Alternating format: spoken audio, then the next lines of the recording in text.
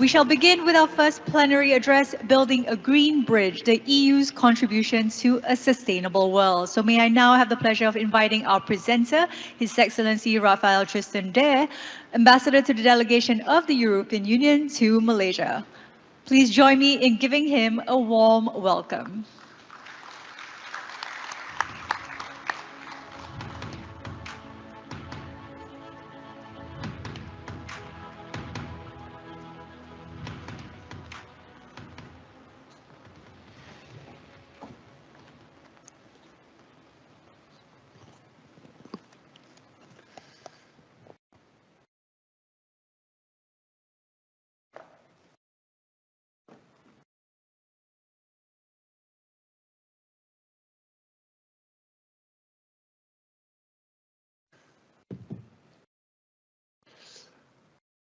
Deputy Minister YB Chan Fong Hin, Deputy Minister for Plantation Commodities in Malaysia, dear Jaap, Your Excellency, Ambassador of the Kingdom of the Netherlands to Malaysia, Mr. Dirk Teichert, Managing Director for Control Union Asia Holdings, Mr. Sipun Nigamoni, Managing Director Control Union Malaysia, T.S. Shamsul Bahar, Group Chief Executive Officer, Malaysian Green Technology and Climate Change Corporation, dignitaries, distinguished guests, speakers, friends, ladies and gentlemen.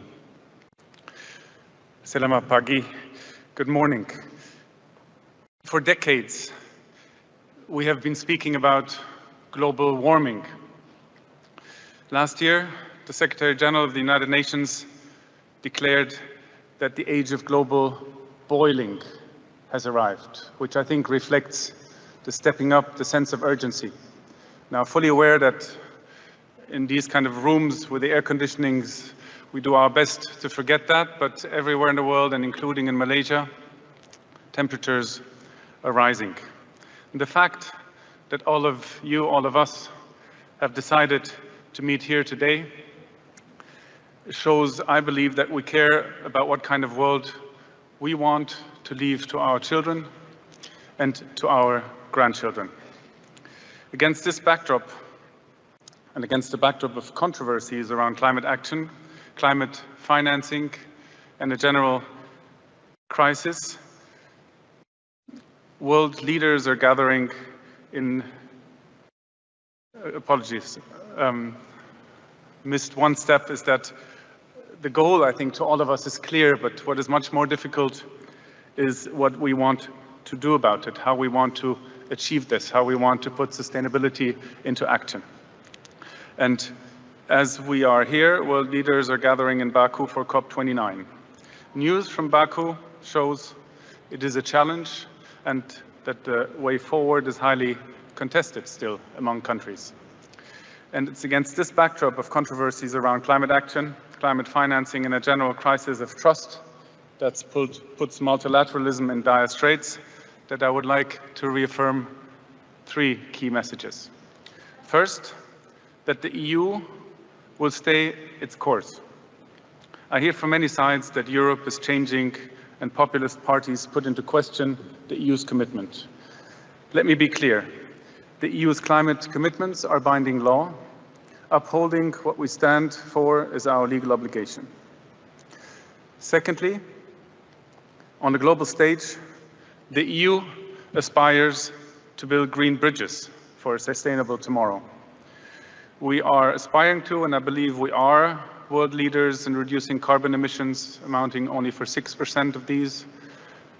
But we are very mindful that it is not only about what we contribute to improving the situation, what we do well, what we do bad, what we have done bad in the past. It is about what we all do together. This is about building bridges and partnerships with partner countries, with businesses. And I think that's why we are looking at increasing our efforts on climate financing, where we're also, I think, ahead of the curve, and setting standards that we'll try to implement together. Thirdly, and I was talking about partnerships, is that in this endeavor, we see Malaysia a crucial partner.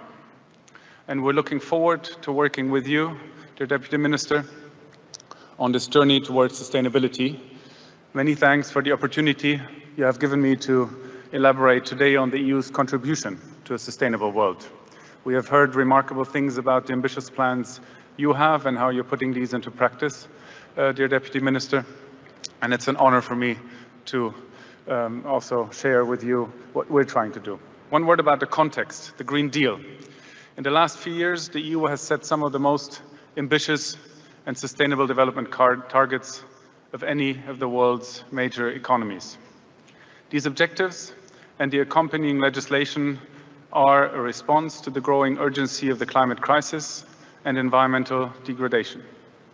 At the same time, they are also Europe's strategy to achieve greater competitiveness and inclusiveness.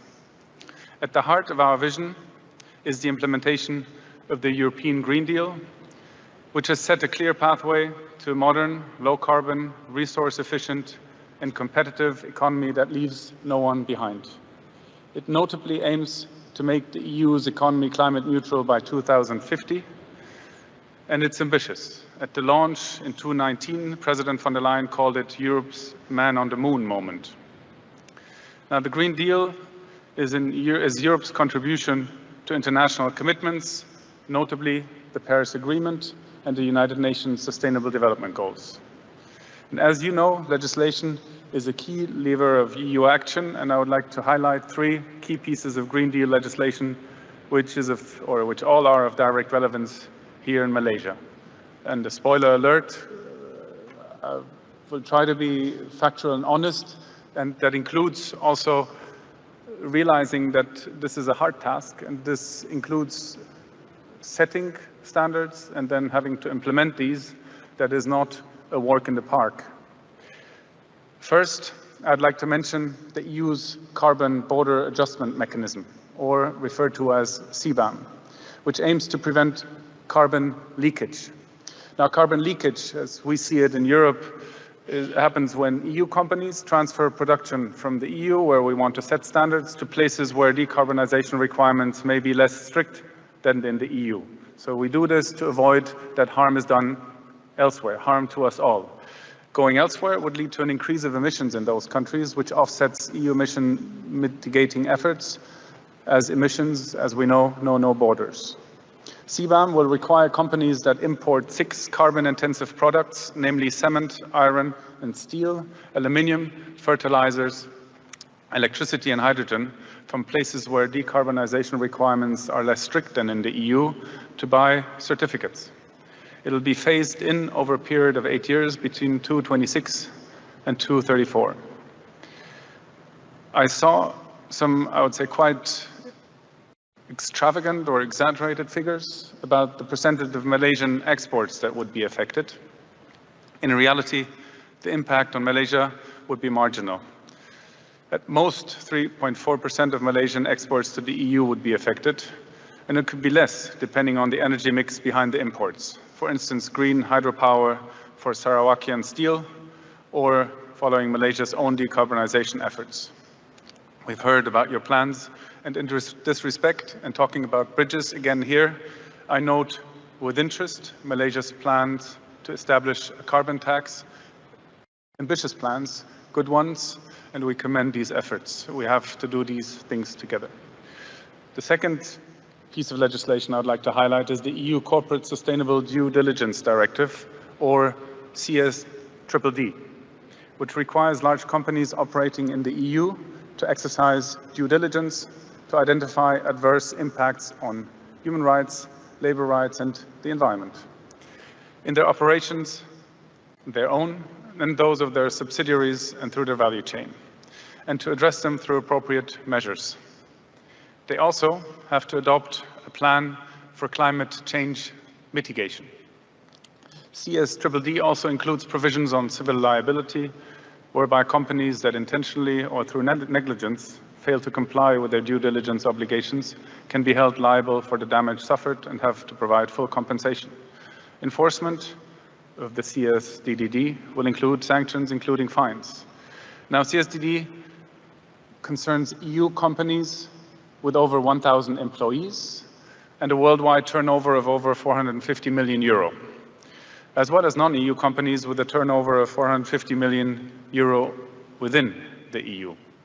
It is, however, likely that these large companies will ask partners through their value chain, including SMEs, to stick to the same standards. Looking at the Malaysian context, beyond the environmental dimension, I'd like to emphasize the link between CSDDD and the fundamental conventions of the International Labour Organizations.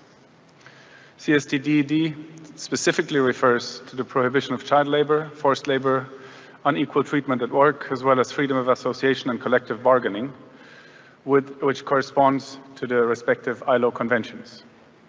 So everything that is done on these things would obviously greatly facilitate the due diligence work to be done on the issue. Regarding the timeline, EU member states have 2 years until July 2026 to transpose the CSDDD into national law, and the directive will then gradually apply over 2 years in steps, depending on the size of the companies, starting with the largest. Third piece of legislation, and I doubt anyone will be surprised, I would like to mention is the EU Deforestation Regulation, or EUDR, which is clearly at the center of a lot of attention in Malaysia. The idea behind EUDR is very simple.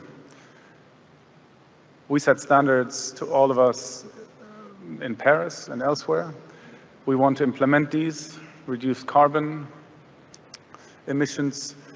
We identified deforestation as one of the main drivers, and then we analyzed scientifically what the main cause for deforestation is, and it is, among other things, the expansion of agricultural land, notably for the production of 7 commodities, as I said, statistically and scientifically researched, namely soy, beef, palm oil, wood, cocoa, rubber, and coffee. The EU contributes to deforestation by consuming a significant share of these commodities. So the EUDR aims to mitigate the EU's impact on deforestation. It's about setting standards for us that we want to avoid that what we consume, what we buy, leads to deforestation elsewhere. And to achieve this, EUDR introduces mandatory due diligence rules for operators that place on the EU market or export from the EU the aforementioned 7 commodities and their derived products. Operators will have to demonstrate that the products are first produced on land that was not subject to deforestation or forest degradation after the cutoff date of 31st of December 2020. For this aim, it establishes strict traceability requirements, and operators are required to collect precise geographical information on the plots of land where the commodities were sourced. And second, also an element of the bridge building idea, is that these products need to be compliant with the legislation of the country of production. It is here to decide how this has to be compliant. The due diligence system will be combined with a benchmarking system that will categorize countries according to the level of risk, that is to facilitate processes. Now we know EUDR entered into force in June 23 and was to be applied 18 months later, so it's not really something very new that came as a surprise to anyone. If you include the consultation process, if you allow me a bracket, the most successful public consultation process on any piece of legislation that we ever had in the EU, with 1.2 million entries into the consultation.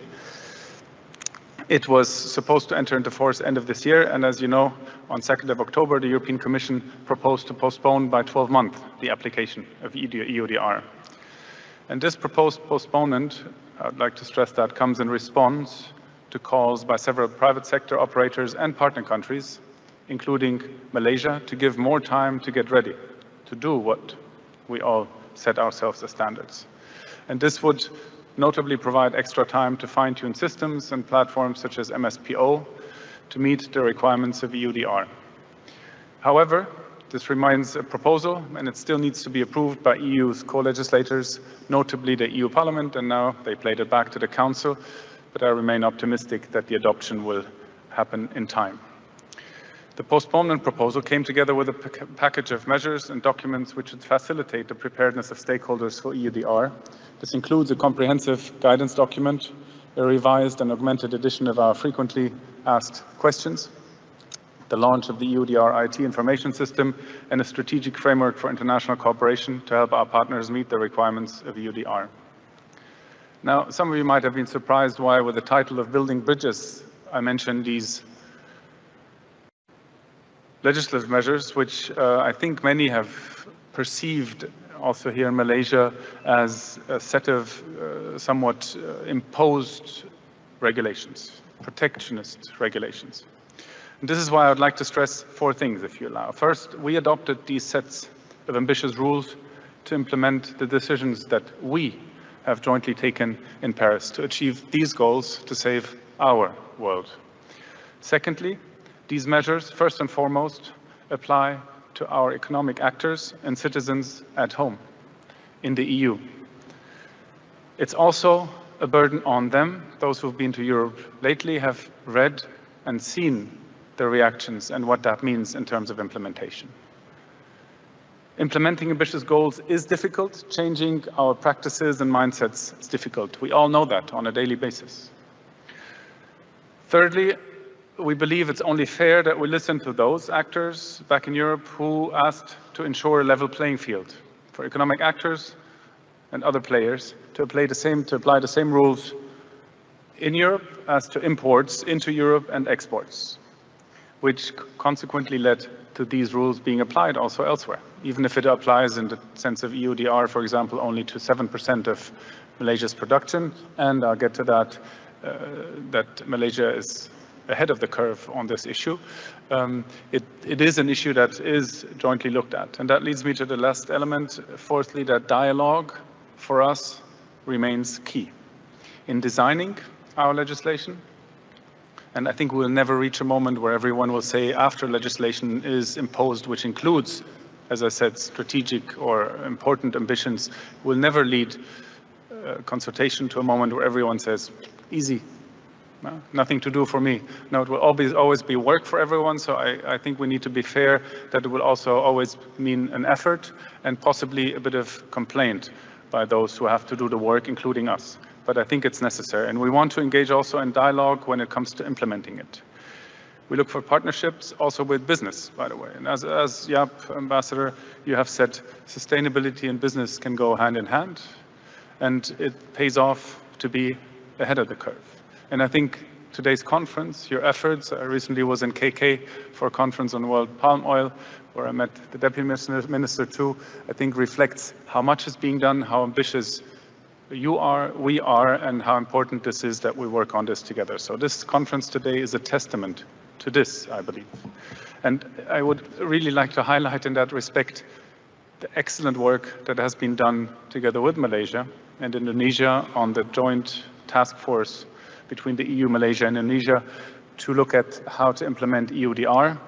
For us, it is a concrete and successful example of our engagement with partner countries. And Malaysia, as I said, it's clearly at the forefront of efforts to develop geolocation inventories, traceability schemes, and accelerate sustainable practices. It can become a key point of reference for other producing countries, be it RSPO, MSPO, the efforts that have been done. We are ready as EU to continue accompanying these efforts, and notably by focusing on the inclusion of smallholders. Now, looking at the next steps, the EU, we realize that we, I believe, must go further. We want to go further. Industry is central to the clean transition. Without it, we cannot achieve our aims. And with the new Clean Industrial Deal that we adopted, we're seeking to transform industries faster to reach net zero emissions and climate resilience by 2050. We want European companies, backed by these policies, to be at the forefront of innovation in clean technology, and we want to partner up. The ambitions in Malaysia are similar. We have heard you, Deputy Minister, outline the ambitious goals set and how you are implementing these, and we believe for that reason that EU and Malaysia are very suitable partners to work on industrial decarbonization.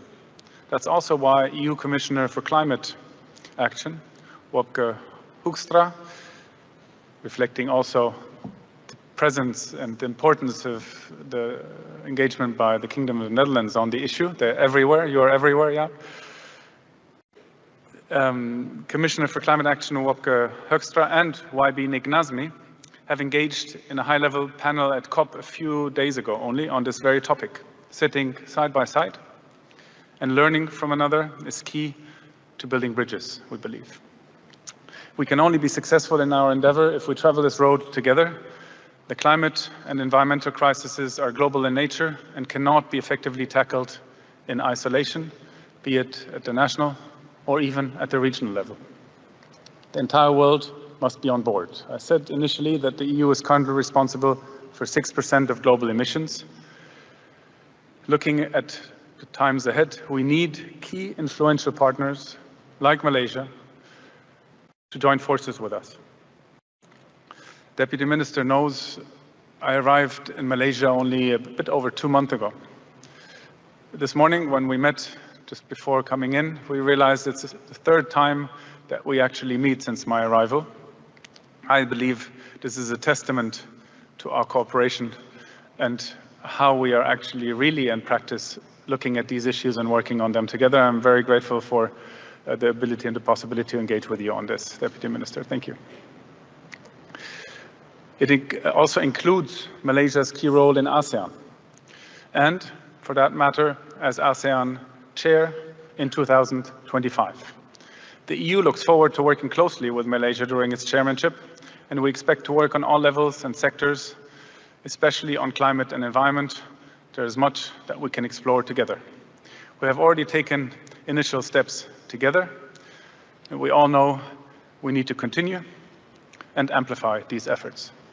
I thank you very much for your attention. Terima kasih, and wish you all the best for your engagement, exchange of information, and for delivering on transforming sustainability into action. Thank you so much, Your Excellency, for reminding us of our shared goals, our shared vision, and our collective responsibility. Now, can I have the pleasure of inviting Your Excellency, if you'd like to remain on stage with us? I would like to invite Your Excellency back up on stage and to invite Mr. Dirk Tierhut and Mr. Supun Nigamuni to present a token of appreciation crafted by the Orang Asli artisans from Pusat Kraft Tangan Daerah Temerloh, Pahang, sponsored by Control Union Malaysia, and a Vera certificate for 1 carbon credit sourced from the Kuamut Rainforest Conservation Project, sponsored by Saxon Renewables.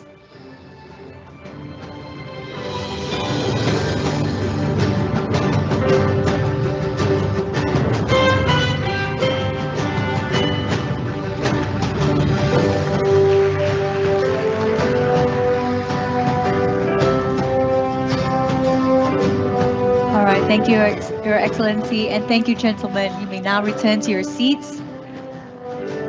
And we'll move forward to our second plenary address of today, ESG reporting and net zero ambitions by Mr. Julian M. Hashim, Chief Regulatory Officer of Bursa Malaysia Berhad.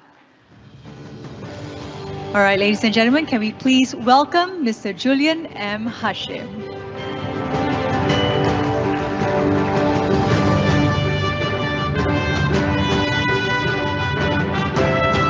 Thank you, YB, for joining us this morning and supporting the Sustainable Action Conference.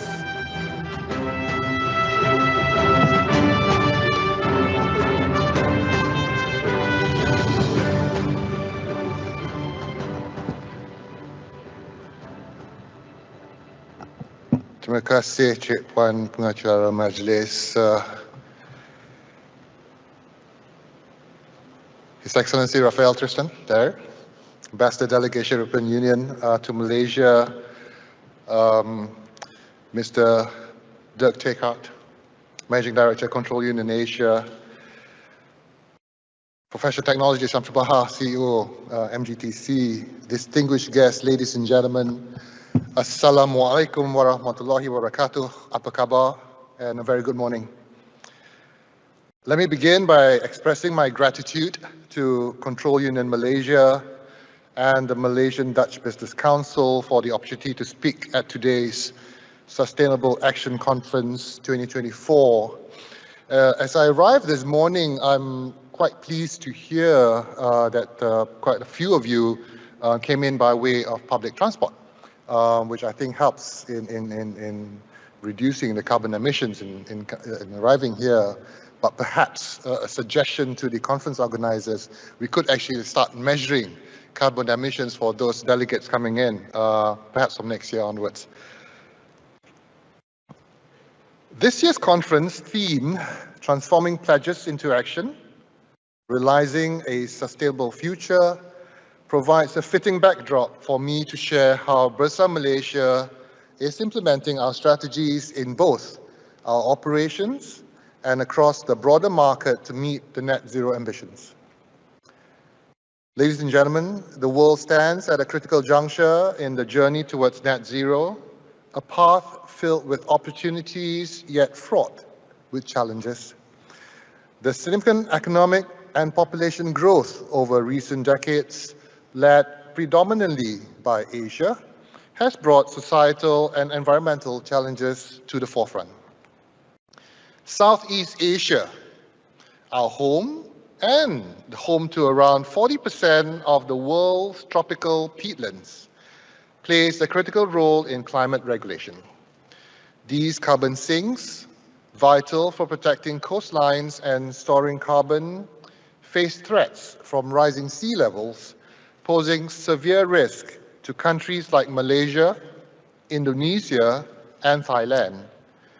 Degradation of these areas could turn them into carbon bombs, releasing vast quantities of greenhouse gases and disrupting the delicate balance of our planet. Globally, GHG emissions are expected to continue rising, pushing temperatures beyond 1.5 degrees Celsius threshold by 2050 and reaching between 1.7 to 2.1 degrees Celsius by 2100. For Malaysia, this could severely impact our water security, food production, public health, and biodiversity, exacerbating challenges for vulnerable sectors and communities.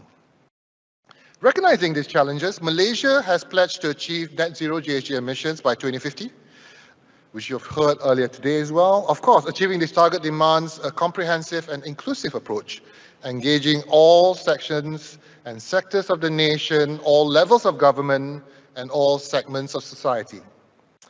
Reinforcing this commitment, the Ministry of Natural Resources, Environment and Sustainability, NRES, recently updated the National Climate Change Policy, which also serves as the backbone for the drafting of Malaysia's very own Climate Change Act, expected to be introduced by early next year. As a fundamental pillar of the nation's capital market, Bursa Malaysia, having a dual role as market operator and regulator of the market, is dedicated to steering public listed companies towards a future where sustainability is embedded in every aspect of the core business operations. Our role is not merely custodial, but foundational to the confidence and growth of the economy.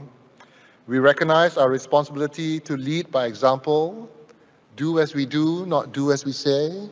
And this commitment involves not only conducting Bursa Malaysia's own operations, but also empowering the diverse participants in our market to adopt similar practices. Ladies and gentlemen, in meeting our net zero ambition, our strategy hinges on two main pillars. Firstly, we transform our internal operations, and second, we facilitate the decarbonization of the marketplace.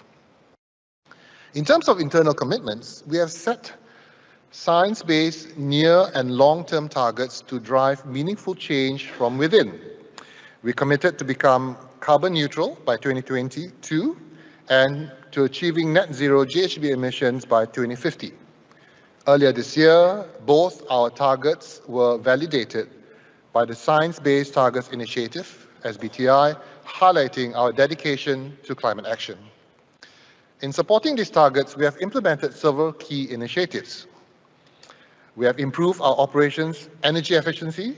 In 2023, we successfully reduced our total electricity consumption by 12% compared to our 2022 baseline. Secondly, we continuously assess our carbon footprint, including Scope 1, Scope 2, and Scope 3 GHG emissions to identify, implement targeted reduction strategies. And thirdly, we have invested in building internal capabilities through training programs and awareness campaigns, in equipping our team with the knowledge and tools needed to drive effective change. Beyond internal operations, we are committed to fostering sustainability for the marketplace by enhancing our sustainability reporting, broadening our sustainability-related offerings, and demonstrating our sustainability thought leadership regionally. Let's dive a little into the sustainability reporting factors. Cognizant of our role as the frontline regulator in maintaining the competitiveness of the Malaysian capital market, we periodically enhance reporting frameworks to uphold the highest standards of transparency and accuracy. We had, in September 2022, enhanced our sustainability reporting framework to elevate the sustainability practices and disclosures of PLCs. The journey of data collection and sustainability reporting, while intricate, is essential for transparency and progress. The Advisory Committee on Sustainability Reporting, in which I'm a member of, was formed in March 2023 in anticipation of the launch of the IFRS Sustainability Disclosure Standards, namely the IFRS S1, which are the general requirements for disclosure of sustainability-related financial information, and the IFRS S2, which are climate-related disclosures. And these were launched in 2023. The ACSR had focus group meetings, various engagements with industry to come up with a Goldilocks position to see what's best fit for Malaysian entities. Fast forward 2 years, we are now progressing our disclosure alignments to align with the IFRS S1 and S2, and the National Sustainability Reporting Framework was launched on 24 September 2024. This will serve as the baseline sustainability disclosure standards for companies. We have conducted a public consult on our listing requirements, and these requirements will be out quite soon to actually align the disclosure requirements for S1 and S2. The harmonization aims to ensure that sustainability information is consistent, comparable, and reliable. Ultimately, this strengthens Malaysia's competitive edge and enhances our attractiveness to global investors. The framework will progressively be implemented in a phased and developmental manner. We start off with our large main market PLCs, which we term as Group 1. These make up 82% of our market capitalization, and Group 1 will start their disclosure requirements for annual reporting periods for financial years beginning on or after 1 January 2025. These main market public listed companies with a market capitalization of 2 billion ringgit and above forms their Group 1 applicable entities. Group 2 comprises the remaining main market PLCs, and they will start commencing financial year 1 January 2026. Group 3 comprises the ACE market PLCs and large non-listed companies, and they will start disclosing in financial year commencing 1 January 2027. In broadening our sustainability-related offerings, Bursa Malaysia has launched several key offerings for the market. In June 2024, we formally launched the Centralized Sustainability Intelligence Solution, CSI, to facilitate ESG disclosures by companies by providing tools to assess carbon emissions across company value chains and streamlining companies' sustainability reporting. Notably, the CSI solution will serve as a critical implementation vehicle for MITI's new Industrial Master Plan 2030 and the RESG framework, as well as the recently announced National Semiconductor Strategy. In line with the commitment to accelerate Malaysia's transition to a lower carbon economy, In December 2022, we launched the Bursa Carbon Exchange, BCX, the first Sharia-compliant carbon exchange in the world. Within 2 years, BCX is fully operational and is facilitating continuous trading of high-quality carbon credits and, more recently, renewable energy certificates, RECs, making significant progress towards creating a multi-environmental product exchange. The greater inclusion of our PLCs on internationally recognized indices such as the FTSE4Good Bursa Malaysia Index and the FTSE4Good Bursa Malaysia Sharia Index identifies companies with commendable ESG practices is also another area we continue to expand in line with a commitment to fostering ESG excellence. We have expanded FTSE4Good ESG ratings to cover all main market PLCs starting from June this year, and this will also cover all ACE market public listed companies from June 2025.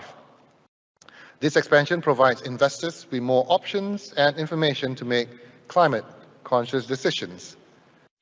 In June 2023, together with the Securities Commission, we announced the introduction of a mandatory sustainability reporting onboarding program for directors under the Mandatory Accreditation Program. This initiative is designed to facilitate the effective discharge of the roles of these directors, particularly in setting PLC's sustainability strategies, priorities, and targets. The third part is demonstrating sustainability thought leadership, which Bursa also leads. This is also another area of our focus, and I'd like to talk about 3 points. We established the Sustainability Center of Excellence as a platform for sharing best practices as well as the facilitation of ESG capacity building of marketplace participants.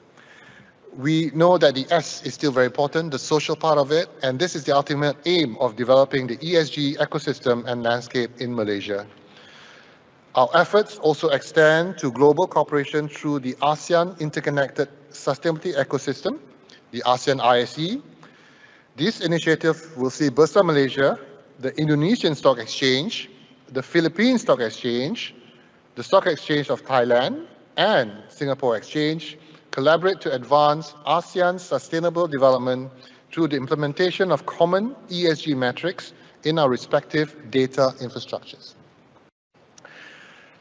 On the 8th day of COP29 in Baku, Azerbaijan, 2 days ago on the 18th of November, at the Malaysian Pavilion of the UNFCCC, the newly minted Malaysian Carbon Market Association, in which Bursa Malaysia is a member of, reached its first national milestone by having a memorandum of collaboration exchange ceremony with its signatory parties, Singapore Sustainable Finance Association, the Indonesian Carbon Trade Association, the ASEAN Alliance of Carbon Markets, and the Thailand Carbon Market Club. This memorandum of collaboration is expected to operationalize the ASEAN Common Carbon Framework, which will support the realization of the ASEAN Strategy for Carbon Neutrality. The MOC signifies a carbon market initiative under Malaysia's chairmanship of ASEAN, which will begin next year in 2025. Ladies and gentlemen, sustainability is a path of continuous learning and growth for all of us. We recognize that the journey is shaped by a myriad of external factors, from market dynamics and regulatory shifts to global phenomena. We must remain vigilant, nimble, and agile in our strategies while remaining committed and steadfast to our foundational principles and long-term aspirations. The imperative to act on sustainability is clear. It is no longer a question of whether to respond to sustainability challenges, but how quickly and effectively we can do so. It will require sustainable investments, new technologies, and a global commitment to action. We need to act now. It's up to each of us to do our part. Before I conclude my speech, I thank you for your attention and commitment to this cause, and I look forward, on behalf of Bursa Malaysia, to working together to achieve this critical goal. Thank you, and I wish you a productive and engaging day ahead. Thank you, Mr. Julian. If you'd like to remain on stage with us, I would like to invite Mr. Supun and Mr. Dub to join him on stage and present a token of appreciation.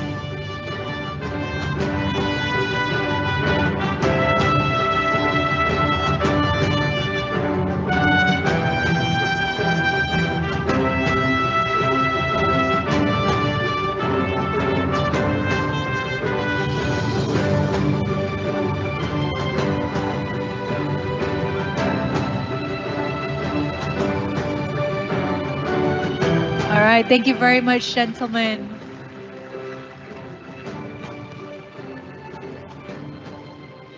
Now for our next plenary address, Policies and Incentives for a Low Carbon Economy, could you please join me in welcoming technologist Shamsul Baha bin Mohammad Noor, Group Chief Executive Officer of Malaysian Green Technology and Climate Change Corporation.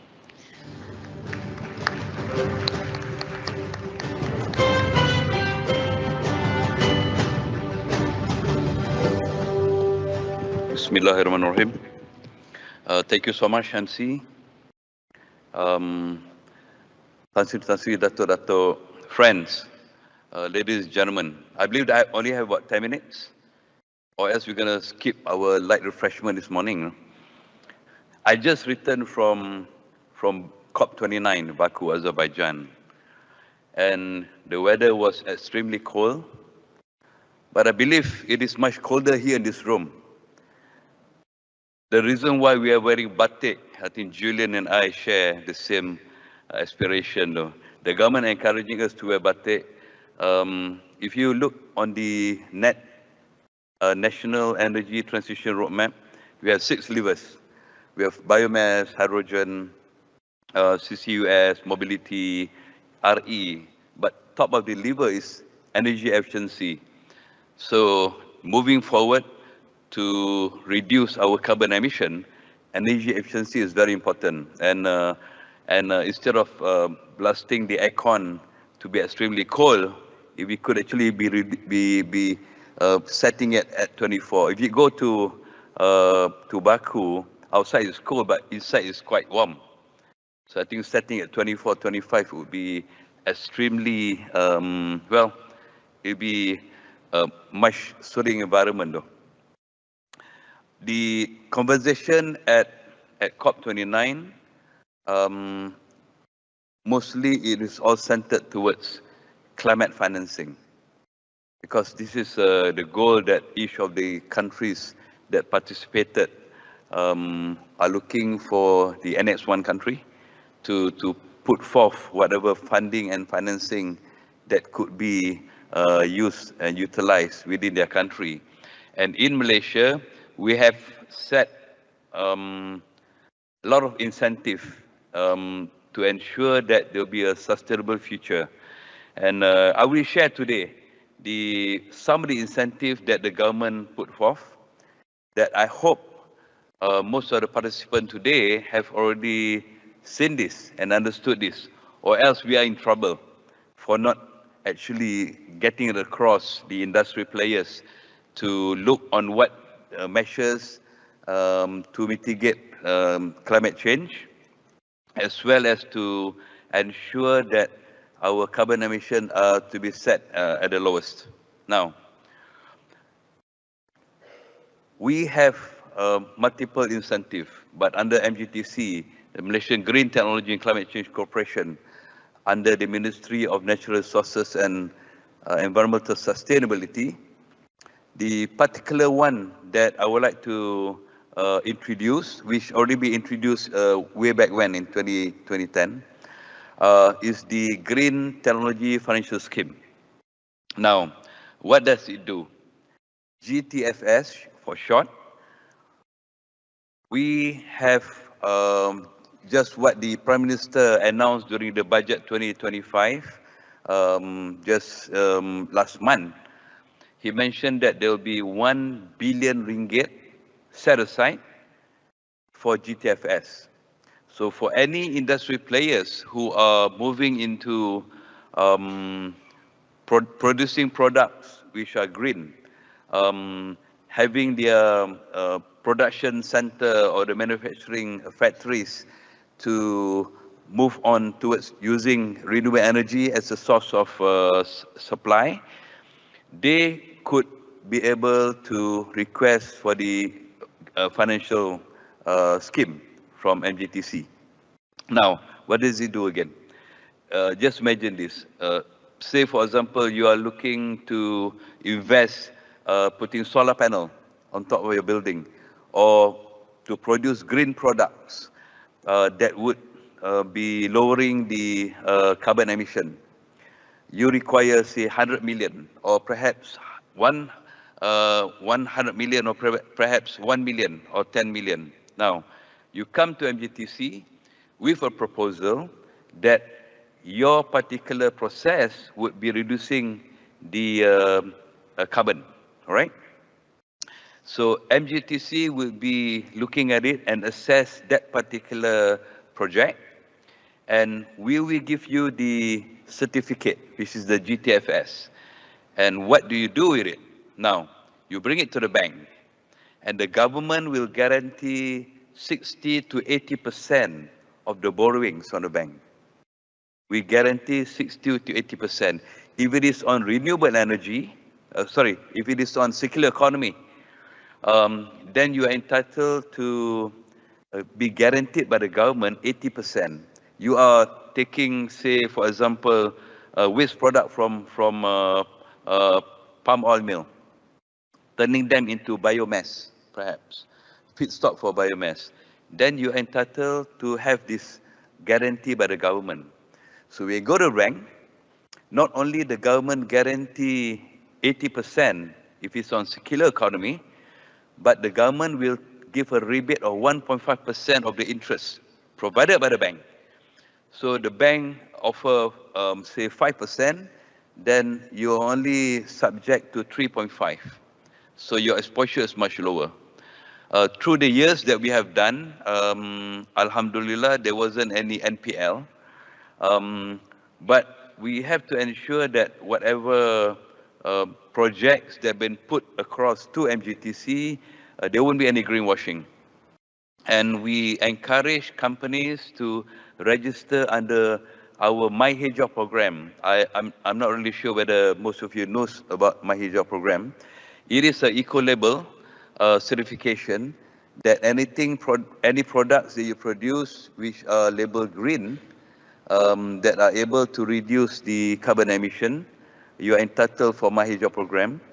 And what it does, we will provide the list of all the products that listed on the My Hijau program, which currently we have about 16,000, to the Ministry of Finance. So the Ministry of Finance will issue those lists of items to other ministries. We have 30-some ministries in Malaysia, and the ministry will procure from that particular list. And the commitment by the government is that they're looking by 2025 to procure 50% of green products from that list. And just last year, the government had procured 2.7 billion worth of products from My Hijau alone. And all these years, we have procured 6 billion. So the number keep on rising. So this encourage the private sector, the manufacturers, to move towards producing green products. So we hope that you could come our way to MGTC, look us up, and we could discuss on how to turn some of your products green by just introducing certain measures, right? And we also look on premises, because the government have announced the EECA just this year. Actually, it was last year, but then again they tabled again. So the Parliament have approved the Energy Efficiency and Conservation Act. That is for the industrial players to reduce their energy usage. And what MGTC does is that we go and audit buildings. We find ways on how to reduce your energy usage. Either it is means of zero cost, medium cost, or high cost. So there's a lot of ways how to skin a cat. And as I mentioned earlier on, the NETR, the energy efficiency, is #1 in the liver, because we always believe that energy management is most important to ensure that there'll be a low emission of carbon. Now, that is GTFS, the incentive that the government provide. Number two is the Gita Gite. Again, I hope most of you heard of Gita Gite. Gita is Green Investment Tax Allowance. Whatever that you put in, say 80 million, 100 million, you put investment, you set up your operation in Malaysia, you put in those investment and you can recoup back 100% of whatever that you invested. Because we will, again, MGTC as well as MIDA, will be assessing the particular project and we will provide a letter, a validation letter. That letter, you bring it to the inland revenue board, and you can get exemption from paying income tax, corporate tax. So this is what the government is providing. And another scheme that we have is the GITE, Green Income Tax Exemption. So it works hand in hand. So these are the offerings that Malaysia have been providing all these years, and we hope that more and more manufacturers, industry players register and participate in what the government is offering. Now, another important way to incentivize is to promote. So we have iGEM every year, the Malaysian Green Technology, International Green Technology and Eco Products exhibition conferences. We always have it in the month of October at KLCC, and at that particular event, we promote your products, we promote green products. And as we go on, years goes by, we have more than 50 billion worth of investment on that particular trade platform alone. So just to share what we have all through the years at MGTC, also at the national level, these are the report card. We have billions and billions of guaranteed borrowings from the bank under our GTFS. We have billions of investment that been put to Malaysia that can be recouped back by the investors, as well as the business leads at iGEM. So this is just a few of the incentives that the government has spelled out. And there are more incentives to be rolled out for next year and years ahead, since we are moving towards a net zero nation by 2050. So under the NETR, the National Energy Transition Roadmap, under the Hydrogen Technology Economy and Technology Roadmap, and there are a lot more of the incentive to be provided. And just bear in mind that by next year, we will have the Climate Change Act to be tabled. And with that, we are really pushing towards having a sustainable nation in the future.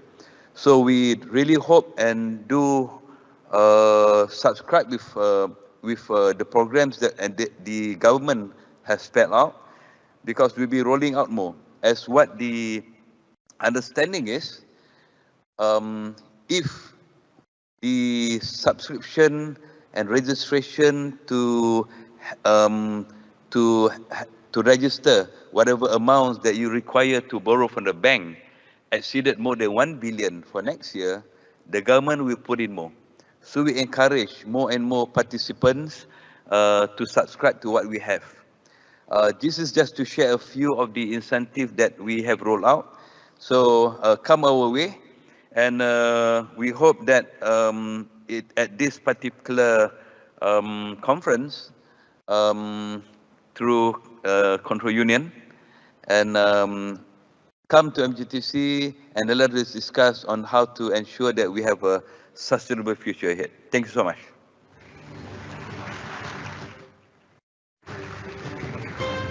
Thank you so much, Mr. Shamsul. And I'd like to invite Mr. Dirk and Mr. Supun up on stage to present you with a token of appreciation. Now, the plaques awarded to our speakers as a token of appreciation was specially crafted by the Orang Asli artisans for Pusat Kraftangan Daerah Temerloh, Pahang. They're a result of a development project designed to provide the Orang Asli community with meaningful opportunities to grow into society.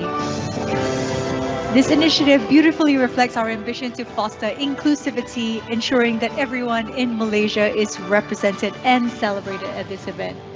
All right, thank you so much, gentlemen. Now, ladies and gentlemen, we are going to go for a short 10-minute tea break right now for you to take a bio break, for you to grab a drink and some snacks and make your way back into the hall. The refreshments will be served at the foyer of the ballroom, so please be back in the ballroom in 10 minutes for our next session and for the rest of the proceedings for today. Thank you.